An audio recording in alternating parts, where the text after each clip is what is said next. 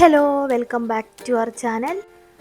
അപ്പോൾ നമ്മളുള്ളത് സ്വിറ്റ്സർലാൻഡിലാണ്. അപ്പോൾ നമ്മൾ ഇന്ന് എക്സ്പ്ലോർ ചെയ്യാൻ പോകുന്നത് മൗണ്ടെയിൻ ടില്ലിസ് എന്ന് പറയുന്ന ഒരു ലൊക്കേഷനാണ്. അപ്പോൾ ഇതാ നമുക്ക് പോകാനുള്ള ബസ് വന്നിട്ടുണ്ട്. നമ്മുടെ ബ്രേക്ക്ഫാസ്റ്റൊക്കെ കഴിഞ്ഞിട്ട് ഇതാ ബസ്സിൽ കയറി. ഹോട്ടലിൽ തന്നെ ഇൻക്ലൂഡഡ് ആണ് കേട്ടോ ബ്രേക്ക്ഫാസ്റ്റ്. അപ്പോൾ അത് കഴിഞ്ഞിട്ട് നമ്മളിതാ ബസ്സിൽ പോവുകയാണ്. ഇവിടെ നിന്ന് അവിടേക്ക് ഒരു 1.5 മണിക്കൂറോളം ഉണ്ട്. നല്ലൊരു അടിപൊളി ക്ലൈമറ്റ് ആട്ടോ ഞങ്ങൾ വന്ന ഈ ഒരു സമയം എന്ന് പറയുന്നത്. കാരണം വെയിലിന് വെയിലുമുണ്ട് എന്നാൽ തണുപ്പുമുണ്ട്, അങ്ങനെയുള്ള ഒരു കാലാവസ്ഥയാണ്. നമുക്ക് എല്ലാം എക്സ്പ്ലോർ ചെയ്യാൻ പറ്റിയ ഒരു കാലാവസ്ഥയായിരുന്നു ഇത്. യൂറോപ്പിൽ എവിടെയും എപ്പോഴും ഒരു ഉണർവും ആവേശവും ഒക്കെ പ്രകടമാകും. ആദ്യമായി യൂറോപ്പിൽ വരുന്നവരെ അത്ഭുതപ്പെടുത്തി കളയും ഈ യൂറോപ്പ്. നമ്മുടെയൊക്കെ കണ്ണിൽ ഭൂമിയിലെ സ്വർഗം തന്നെയാണ് സ്വിറ്റ്സർലാൻഡ്. ഇവിടെ കൂടുതലും കർഷക ഗ്രാമങ്ങളാണ്. ഇതെല്ലാം കാണുമ്പോൾ നമ്മൾ വിചാരിക്കും ഇതെല്ലാം പ്രകൃതി കനിഞ്ഞു നൽകിയതാണെന്ന്. പക്ഷേ കഠിനമായ മനുഷ്യ പ്രയത്നം കൂടി ഇതിൻ്റെ പിന്നിലുണ്ട്. ഇവർ ട്രാവൽ ചെയ്യാൻ കൂടുതൽ യൂസ് ചെയ്യുന്നത് സൈക്കിളും അതുപോലെ കാറും ഒക്കെയാണ്. പിന്നെ നമ്മുടെ ട്രെയിൻ പോലത്തെ ഒരു ട്രാം എന്ന് പറയും, അതും ഇവർ കൂടുതൽ യൂസ് ചെയ്യുന്നുണ്ട്. നമ്മുടെ ഇവിടുത്തെ പോലെ ബൈക്കൊന്നും ഇവിടെ കാണുന്നതേ ഇല്ല. പിന്നെ ഇവർ ട്രാഫിക് നിയമങ്ങളൊക്കെ കറക്റ്റ് പാലിക്കുന്നവരാണ്. ഒരടി ഗ്യാപ്പിലൊക്കെ വണ്ടികൾ കൊണ്ടുവന്ന് നിർത്തിയിടാറുള്ളൂ. നമ്മളിവിടുത്തെ പോലെ ഇങ്ങനെ അടുപ്പിച്ചിട്ട് കയറ്റി വണ്ടി കൊണ്ടുവന്ന് കയറ്റിയിടുക അങ്ങനെയൊന്നും ഇവിടെ ഇല്ല. അത്രയ്ക്കും ഗ്യാപ്പ് ഇട്ടിട്ടാണ് അവർ വണ്ടികളൊക്കെ നിർത്താറ്. പിന്നെ നമുക്ക് ക്രോസ് ചെയ്യണമെന്നുണ്ടെങ്കിൽ അവിടെ ഒരു സ്വിച്ച് ഉണ്ട്, അത് ഞെക്കിയാൽ വണ്ടികളൊക്കെ അവിടെ സ്റ്റോപ്പ് ആവും. എന്നിട്ട് നമ്മൾ പോയതിന് ശേഷം മാത്രമേ വണ്ടികൾ പോകത്തുള്ളൂ. പിന്നെ എനിക്ക് ഇവരുടെ ഏറ്റവും നല്ലൊരു ക്വാളിറ്റി എന്താണെന്ന് വെച്ചാൽ, നമ്മുടെ അടുത്തു കൂടെ പോയാൽ പോലും ഇവർ നമ്മുടെ ശ്രദ്ധിക്കുക പോലും ചെയ്യൂല. ഇവിടെയൊക്കെയാണെന്നുണ്ടെങ്കിൽ നമ്മളൊരാൾ ഇതിനെ പോകുമ്പോൾ നമ്മളെ എത്ര പ്രാവശ്യം നോക്കിയിട്ടുണ്ടാവും. പക്ഷേ ഇവിടെ ഉള്ളവരൊന്നും അവർക്ക് അവരുടേതായ കാര്യങ്ങളുണ്ട്. നമ്മളൊന്നും അവർ ശ്രദ്ധിക്കാൻ അവർക്ക് സമയവും ഇല്ല, അവരത് ചെയ്യാറുമില്ല.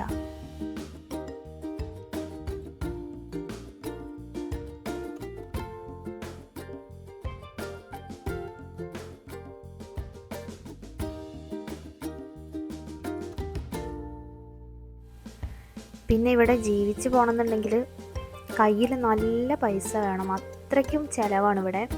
എന്തൊരു സാധനത്തിനും നല്ല റേറ്റാണ്. നമ്മുടെ നാട്ടിലത്തെ അവർക്കത് ഒരു വില ആയിരിക്കത്തില്ല, പക്ഷേ നമുക്ക് നമ്മുടെ നാട്ടിലത്തെ ക്യാഷ് വെച്ച് നോക്കുമ്പോൾ അത് നല്ല റേറ്റാണ്.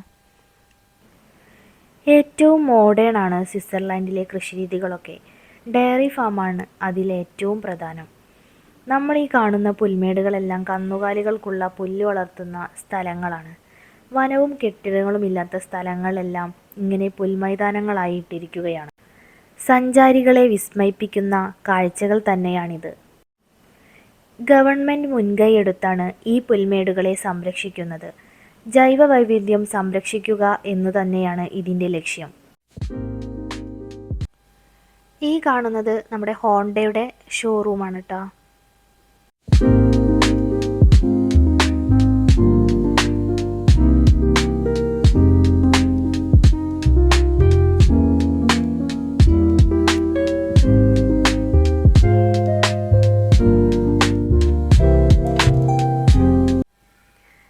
ഈ കാണുന്നത് നമ്മുടെ ഓഡിയുടെ ഷോറൂമാണ് കേട്ടോ.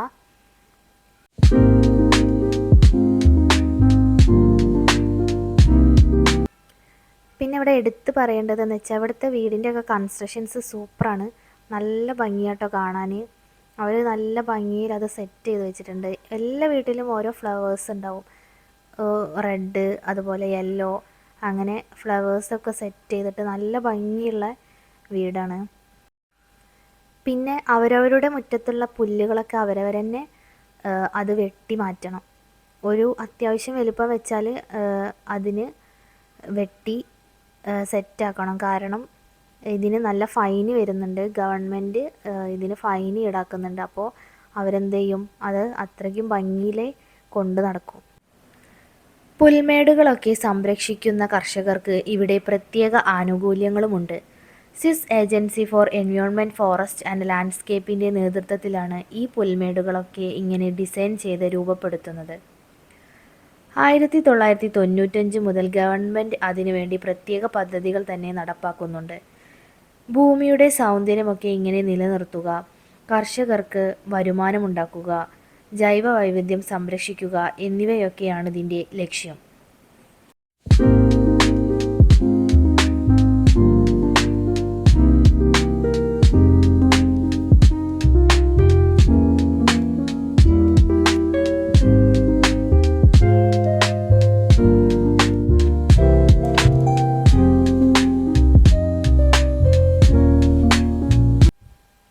ഇതിവിടുത്തെ റെയിൽപ്പാളാണ്. ഇവിടെ എവിടേക്ക് പോകണമെന്നുണ്ടെങ്കിലും നമ്മളിവിടെ ബസ്സിന് പോണ പോലെ ഇവിടെ ട്രെയിനിന് പോവാം എവിടേക്ക് വേണമെങ്കിലും. പിന്നെ ഇവിടുത്തെ ട്രെയിന് കുന്നും മലയൊക്കെ കയറുന്ന ട്രെയിനാണ്. സൂറിച്ച് നഗരത്തിൻ്റെ താഴ്വാരങ്ങളിലും കുന്നുകളിലുമെല്ലാം പടർന്നു കിടക്കുന്ന ജനവാസ മേഖലകളാണ് ഈ കാണുന്നത്. ഇളം വെയിലേറ്റ് കിടക്കുന്ന സുന്ദരമായ പ്രകൃതി എത്ര കണ്ടാലും മതിവരാത്ത കാഴ്ചകളാണ്. ഇവിടെയുള്ളവർക്ക് ഇത് ഒരു പുതുമയുള്ള കാഴ്ചകളല്ല, ഇവർ ഇത് ജനിച്ചപ്പോൾ മുതൽ കാണുന്ന കാഴ്ചകളല്ലേ. നോക്കത്താ ദൂരത്ത് പരന്നു കിടക്കുന്ന പുൽമേടുകൾ കാണാം, മരത്തിൽ മേയുന്ന പശുക്കളെ കാണാം, പുൽമേടിൻ്റെ നടുവിൽ ഒരു കർഷക ഭവനം കാണാം. കൂടുതൽ കർഷക ഗ്രാമങ്ങളാണ്. ഈ സ്വിറ്റ്സർലാൻഡിൻ്റെ പ്രകൃതി ഇത്ര സുന്ദരമായും വൃത്തിയായും എങ്ങനെയാണ് ഇരിക്കുന്നതെന്ന് നമുക്ക് സംശയം തോന്നും. ഓരോ ഇഞ്ച് ഭൂമിയും ഗവൺമെൻറ് ഡിസൈൻ ചെയ്തതാണ്, അല്ലാതെ സ്വാഭാവികമായും സംഭവിച്ചതൊന്നുമല്ല. ആകെ വിസ്തൃതിയുടെ 10% മാത്രമേ കൃഷിയോഗ്യമായ ഭൂമി സ്വിറ്റ്സർലാൻഡിനുള്ളൂ.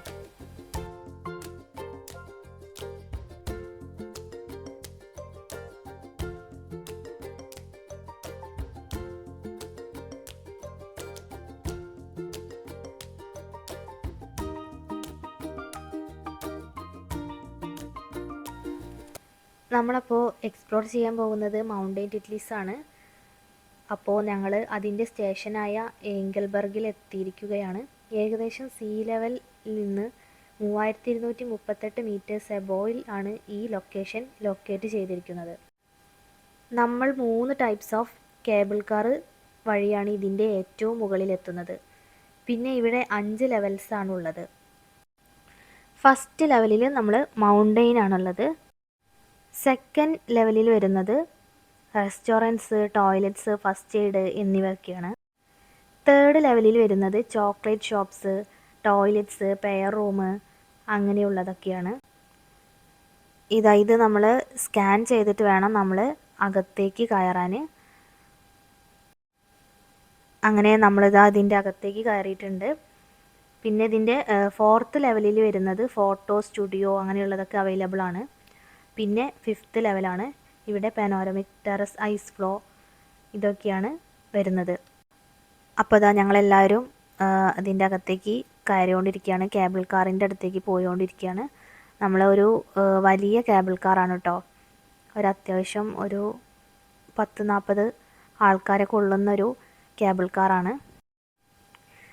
ഇവിടെ കണ്ടുമുട്ടുന്ന സഞ്ചാരികളിൽ ഏതാണ്ട് 80% ജപ്പാൻ, കൊറിയ തുടങ്ങിയ രാജ്യങ്ങളിൽ നിന്നുള്ളവരാണ്.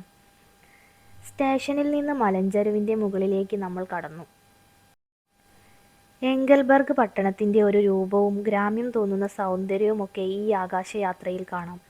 താഴ്വാരത്തെ സമതലം പിന്നിട്ട് ആൽപ്സിൻ്റെ 3020 മീറ്റർ ഉയരമുള്ള കൊടുമുടിയിലേക്കാണ് നമ്മളിപ്പോൾ കയറുന്നത്.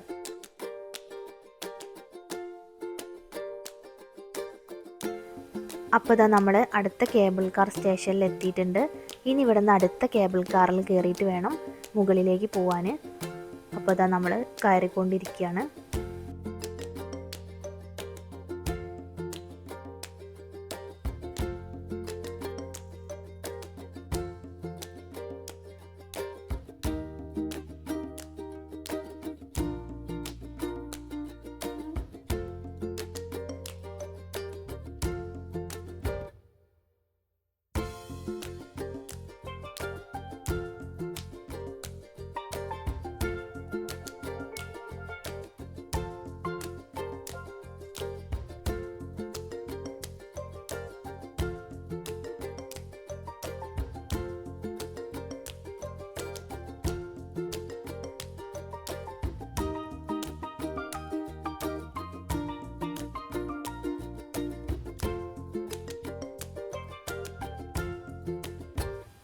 അപ്പോൾ നമ്മളിതാ അടുത്ത കേബിൾ കാറിൽ കയറിയിട്ടുണ്ട്. ഇനി ഇവിടുന്ന് വേണം നമ്മൾ മുകളിലേക്ക് പോവാൻ.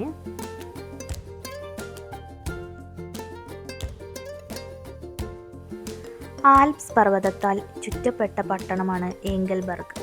1850കളിൽ തന്നെ ഈ പട്ടണം ടൂറിസം രംഗത്ത് വലിയ വളർച്ച പ്രാപിച്ചിട്ടുണ്ടായിരുന്നു.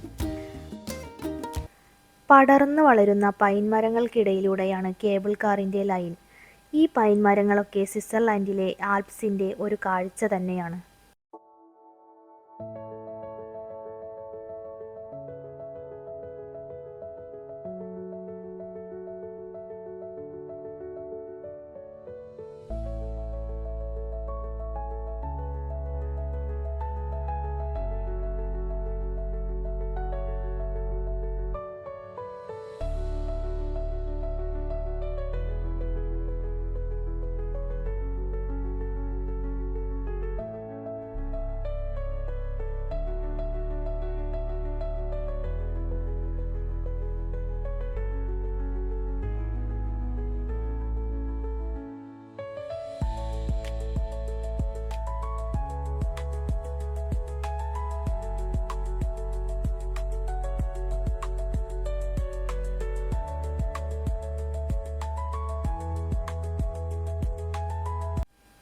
വലിയൊരു റിസോർട്ട് പോലുള്ള പട്ടണത്തിൻ്റെ നടുക്ക് സ്വിമ്മിംഗ് പൂൾ പോലുള്ളൊരു തടാകവും കാണാം.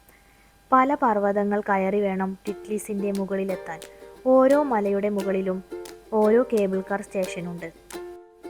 ടിറ്റ്ലിസ് വിനോദസഞ്ചാരമായ കാലം മുതൽ ഇവിടെ കേബിൾ കാർ ഉണ്ട്. 1911 കേബിൾ കാറിൻ്റെ ഒരു ആലോചന തുടങ്ങുന്നത്. പർവ്വത മുകളിലേക്കുള്ള കേബിൾ കാർ എന്നതിന് സ്വിറ്റ്സർലാൻഡിലെ ജനറൽ അസംബ്ലിയുടെ അനുമതി ലഭിക്കാൻ ഏറെ ചർച്ചകൾ വേണ്ടിവന്നു. 1913 ടിറ്റ്ലിസ് പർവ്വതത്തിലേക്കുള്ള ആദ്യ കേബിൾ കാർ ഓടിത്തുടങ്ങുന്നത്. അപ്പോഴത്തേക്കും ഈ സാഹസിക യാത്രയെക്കുറിച്ച് കേട്ടറിഞ്ഞ ലോകത്തിൻ്റെ നാനാഭാഗങ്ങളിൽ നിന്ന സഞ്ചാരികൾ ഏംഗൽബർഗിലേക്ക് എത്തി തുടങ്ങി.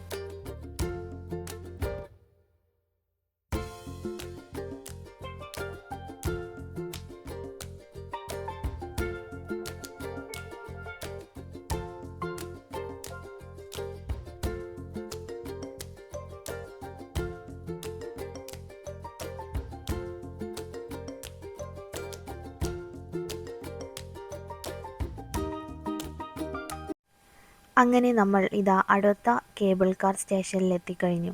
ഇവിടുന്ന് ഇനി അങ്ങോട്ട് അടുത്ത കേബിൾ കാറിൽ കയറി വേണം ടിറ്റ്ലിസ് പർവ്വതത്തിൻ്റെ മുകളിലെത്താൻ.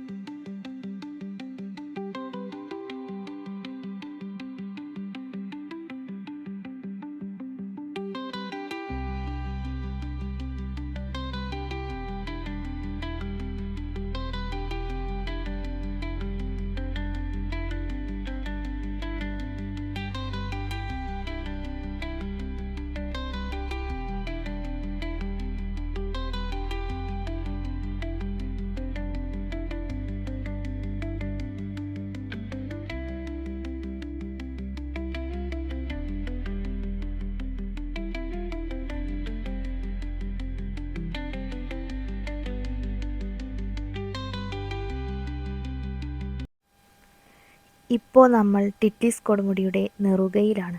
സമുദ്രനിരപ്പിൽ നിന്ന് 3020 മീറ്റർ ഉയരത്തിൽ. കൊടും ശൈത്യകാലത്ത് 10 അടി കനത്തിൽ വരെ മഞ്ഞ് ഉറയാറുണ്ടിവിടെ. ഒരു കാലാവസ്ഥാ നിരീക്ഷണ കേന്ദ്രവും മറ്റും ഉണ്ടിവിടെ. സ്വിറ്റ്സർലൻഡിലെത്തുന്ന സാഹസിക സഞ്ചാരികളുടെയൊക്കെ ഒരു ഇഷ്ടകേന്ദ്രമാണ് ഈ ടിറ്റ്ലിസ് പർവ്വതം. ഒരു നൂറ്റാണ്ടിലേറെ മുകളിലായി ഇവിടേക്ക് സഞ്ചാരികളുടെ വരവ് തുടങ്ങിയിട്ട്. ആദ്യകാലത്തൊക്കെ പർവ്വതാരോഹകരായിരുന്നു വന്നിരുന്നത്. പിന്നെ സാഹസികരായ നാട്ടുകാർ വന്നു തുടങ്ങി. പിന്നെ കേബിൾ കാർ വന്നതോടെ ടിറ്റ്ലിസ് ലോകപ്രശസ്ത ടൂറിസം കേന്ദ്രമായി മാറി. ആദ്യകാലത്തൊക്കെ യൂറോപ്പിൽ നിന്നുള്ള ടൂറിസ്റ്റുകളായിരുന്നു ഈ ടിറ്റ്ലിസിൻ്റെ മലമുകളിൽ എത്തിയവരിൽ ഭൂരിഭാഗവും. എന്നാൽ ഇപ്പോൾ സ്ഥിതി വ്യത്യസ്തമാണ്. ഏഷ്യൻ വിനോദസഞ്ചാരികളുടെ വലിയൊരു ഡെസ്റ്റിനേഷനായി ടിറ്റ്ലിസ് മാറിക്കഴിഞ്ഞു. ജപ്പാൻകാരാണ് അക്കൂട്ടത്തിൽ മുമ്പന്മാർ. ടിറ്റ്ലിസ് പർവ്വതത്തിൻ്റെ മുകളിൽ മാത്രമല്ല, സ്വിറ്റ്സർലൻഡിലെ മറ്റ് ടൂറിസ്റ്റ് സെൻ്ററുകളിലും ജപ്പാൻകാരായ സഞ്ചാരികളാണ് ഏറ്റവും കൂടുതൽ കണ്ടത്. ഇന്ത്യ, ചൈന, ഓസ്ട്രേലിയ, US എന്നിവിടങ്ങളിൽ നിന്നൊക്കെ ടിറ്റ്ലിസിൽ ധാരാളം സഞ്ചാരികൾ വരുന്നുണ്ട്. സഞ്ചാരികൾക്ക് വ്യത്യസ്ത അനുഭവമാണിവിടെ. കാലാവസ്ഥയുടെ സ്വഭാവമനുസരിച്ചുള്ള വിവിധ ടൂറിസം ആക്ടിവിറ്റികൾ ടിറ്റ്ലിസിലുണ്ട്.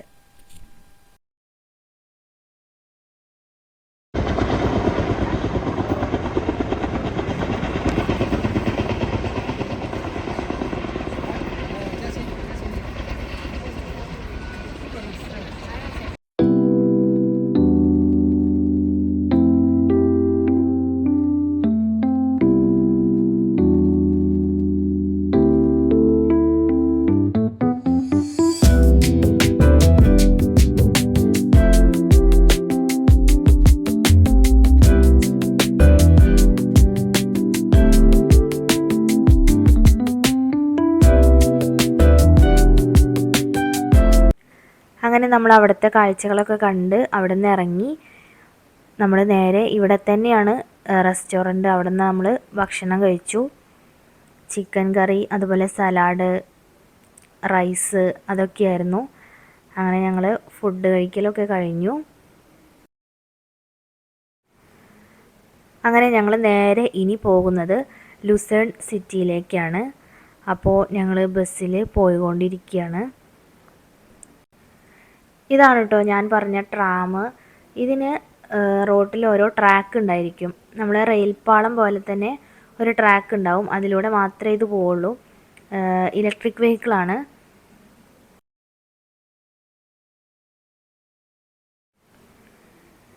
നമ്മളിതാ ലുസേൺ സിറ്റിയിലേക്ക് അടുത്തുകൊണ്ടിരിക്കുകയാണ്. അവിടുത്തെ കാഴ്ചകളാണ് ഈ കാണുന്നത്. ഇവിടുത്തെ ബിൽഡിങ്ങിൻ്റെ ആയിക്കോട്ടെ, വീടുകളുടേതായിക്കോട്ടെ, എന്തിൻ്റെ ആയാലും കൺസ്ട്രക്ഷൻസ് അടിപൊളിയാണ് കേട്ടോ. പിന്നെ ഇവിടെ നല്ല വൃത്തിയാണ്.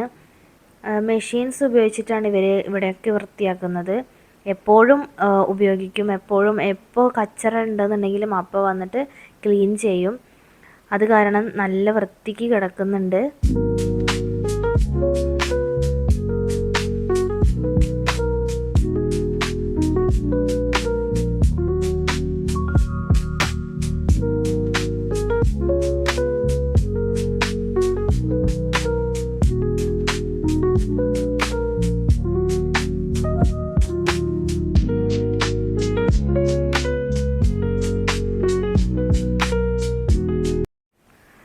ആറാം നൂറ്റാണ്ടിൽ റോമ സാമ്രാജ്യം തകരുന്ന കാലത്തൊക്കെ ചെറിയ ജനവാസ മേഖലയായിരുന്നു ഈ ലുസേൺ.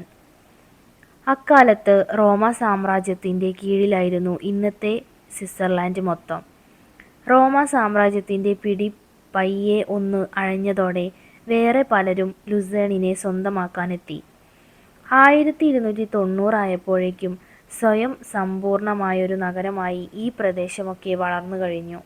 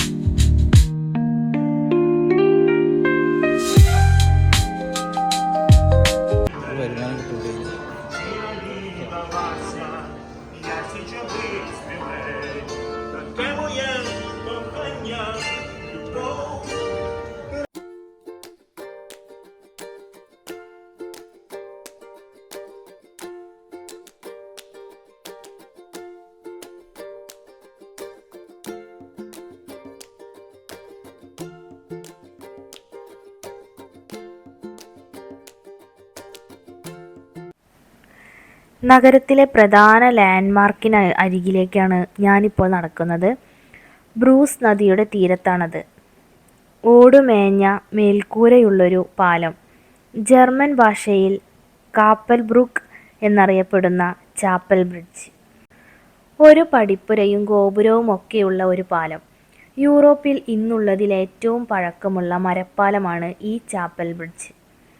ഈ ലുസേൺ നഗരം പണ്ട് ആക്രമണ ഭീഷണി നേരിട്ടിരുന്ന ഒരു കാലമുണ്ട്.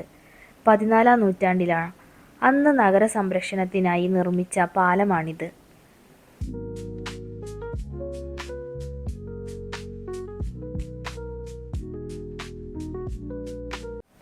ചാപ്പൽ ബ്രിഡ്ജും പരിസരവുമൊക്കെ ഇപ്പോൾ ഒരു ടൂറിസ്റ്റ് കേന്ദ്രമാണ്. ഈ പാലത്തിൻ്റെ കൈവരികൾ മുഴുവൻ വർണ്ണപുഷ്പങ്ങൾ ഇങ്ങനെ കൊലകുത്തി കിടക്കുകയാണ്.